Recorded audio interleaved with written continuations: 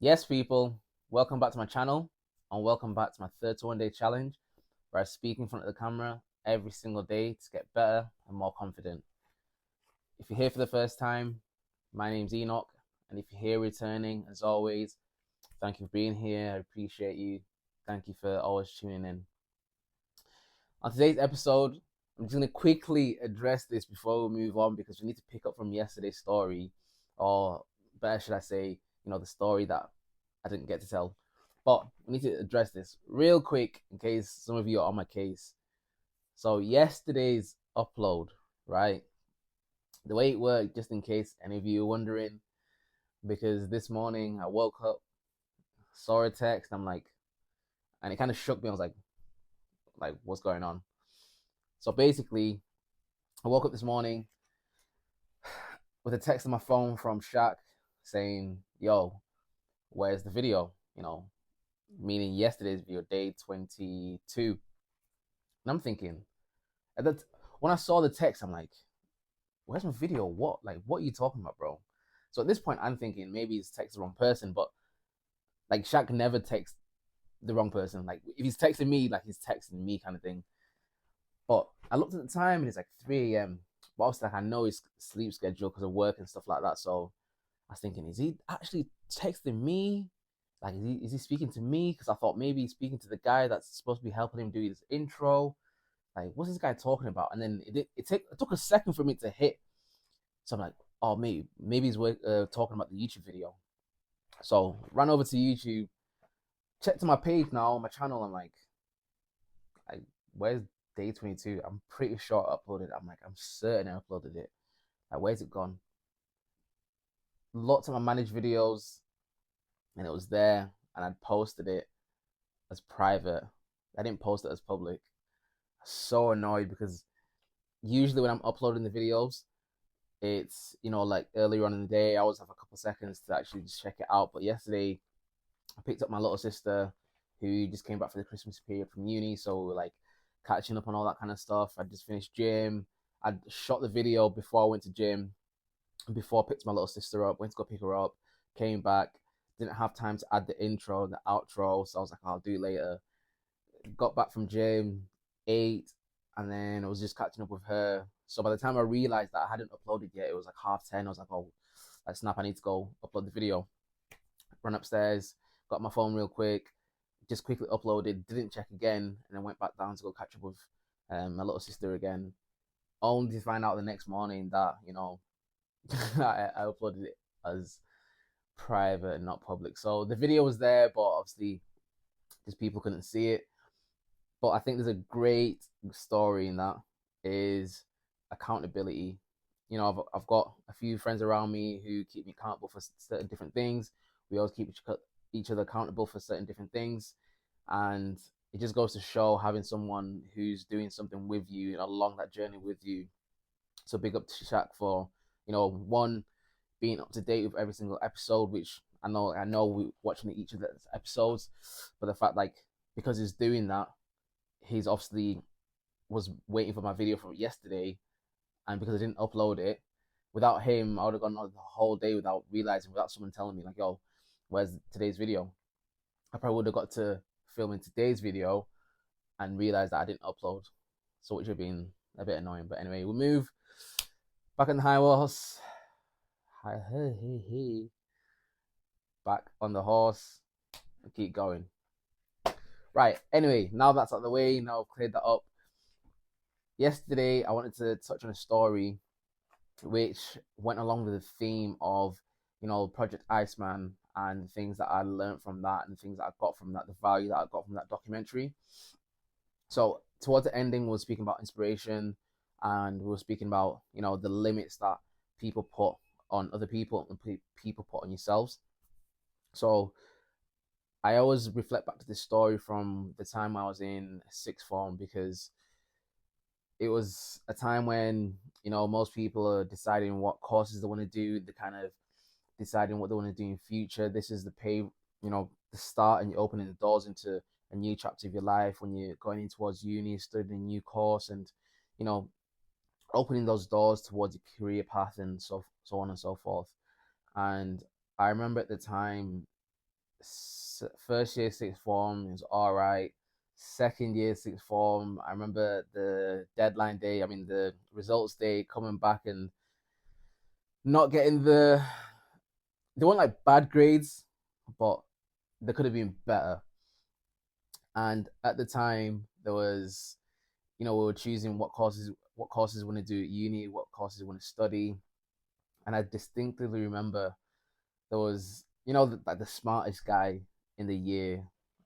Yeah, we had that guy, and he was applying. Well, he already applied and been accepted for with an unconditional offer at one of the unis for computer sciences.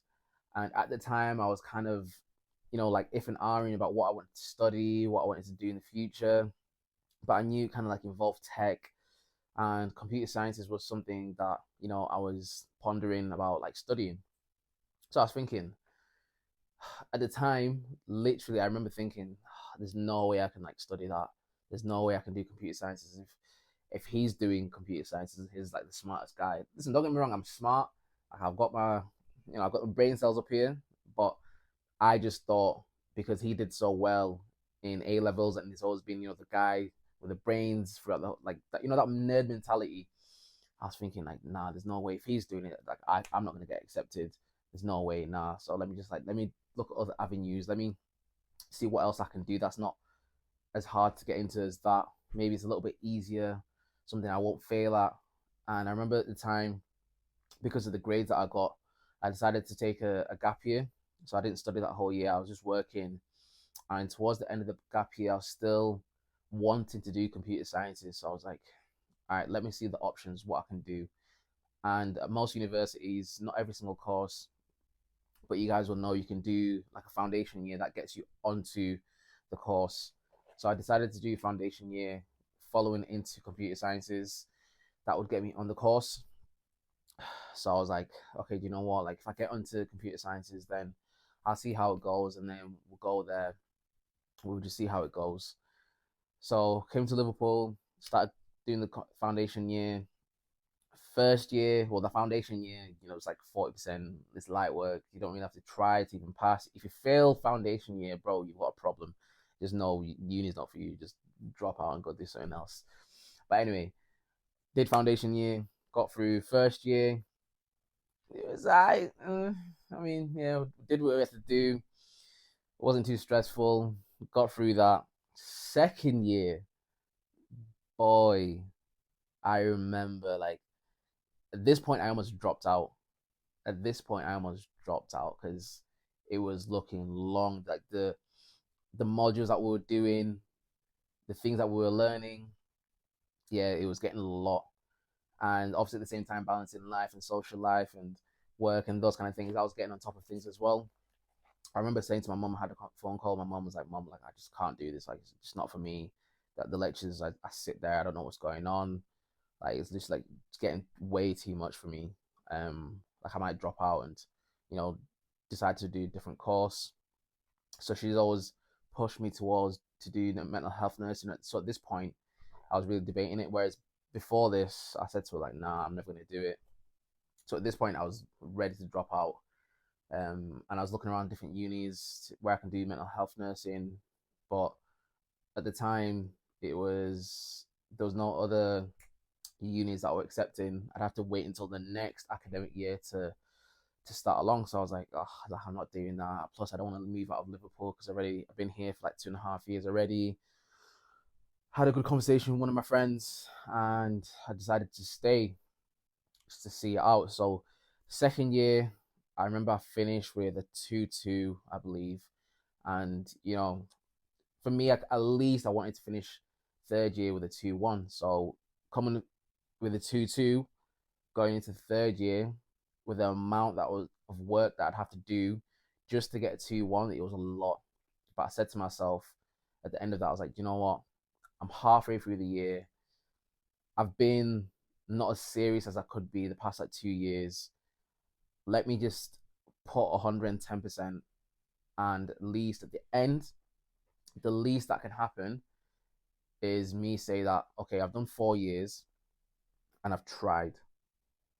This last year, I've tried my hardest. I've put 110%, And if I fail, I fail. If I pass, I pass. Whatever the result is down to me putting 110% in.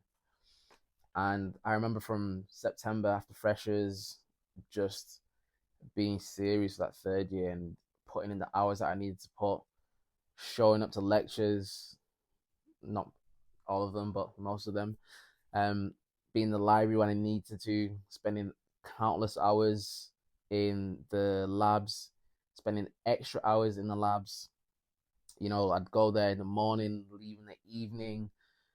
I'd been putting work that last year, and I remember getting towards the end of the year, just thinking like, I just hope things that go well. I'll leave everything with God. At least I can do my part and work as hard as possible to at least achieve something at the end.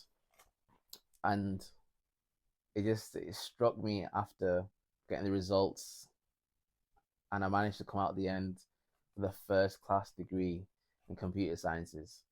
But just deep it, because in sixth form, I was thinking there's no way I could do this course that the smartest guy in my year is doing.